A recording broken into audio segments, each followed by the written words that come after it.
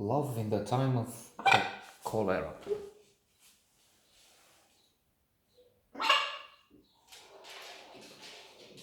Since we have a pandemic, this sounds like an interesting title. It could be adapted as in Love in the Time of Pandemic. Gabriel Garcia Marquez is the author of the original material, an outstanding book. And he's not just a Nobel Prize winner, he is one of the greatest writers ever.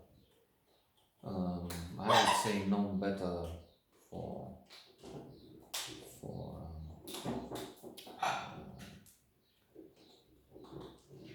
A Century of Solitude. Cien años soledad, is that the original title?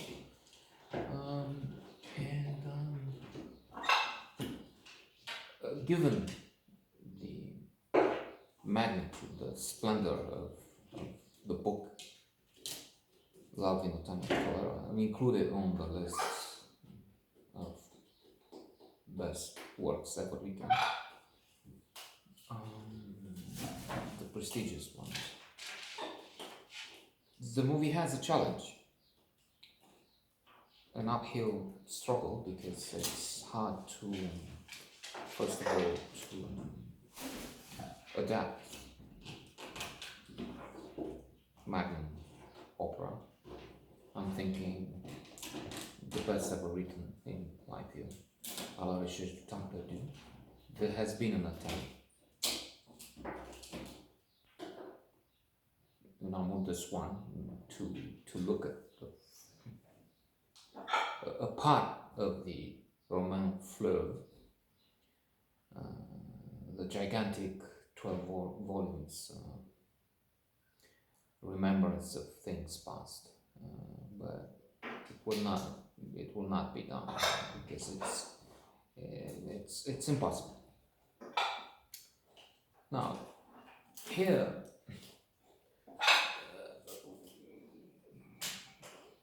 magical realism might be better adapted.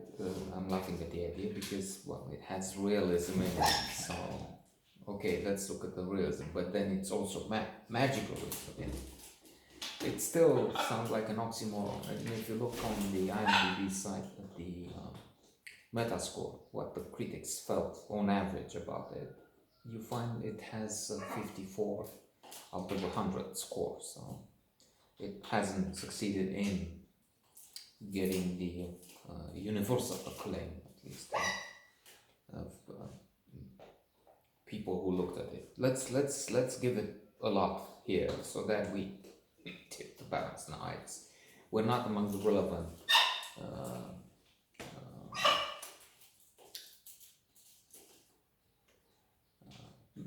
people expressing an opinion, so that's fine, and it's not going to change a bit the whole picture. But why not try? We have Nec plus ultra cast, creme de la creme. Javier Bardem as Florentino Ariza. We have Michael Noah by the directing, the one who gave us Donnie Brasco and Four Weddings and a Funeral. So, two wonderful movies. We have somebody I like very much, Giovanna Mezzogiorno, what a name, as Fermina would be known. The leading role, female actress in this one. We have Joan Leguizamo as Mr. Urbino, her father, Liv Schreiber, Benjamin Bratt as Dr. Juvenal Juvenal, I don't know how they will pronounce it.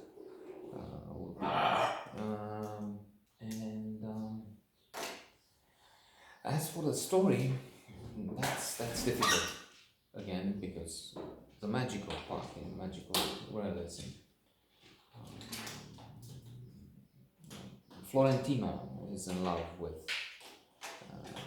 Fermina Aka, aka Mezzogiorno, middle day. And she's not responding to begin with, but this is a long story, not in the time we have it on screen, but in the decades we look at the characters, decades during which we look at the characters.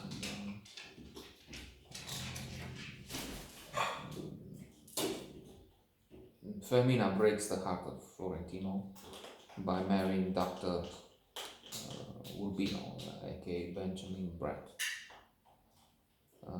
I've said John Leguizamo is Mr. Urbino. No, he's not. He's the father of Fermina, but it's not Mr. Urbino. Mr. Urbino will be the doctor. My bad. So,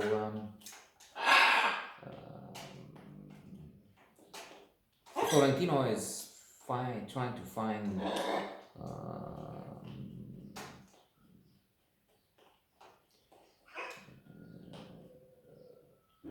some alleviation, some end to his pain,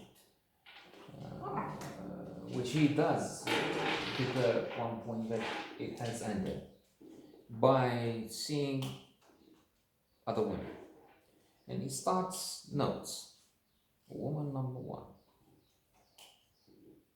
number 2, and he reaches the figure of 622.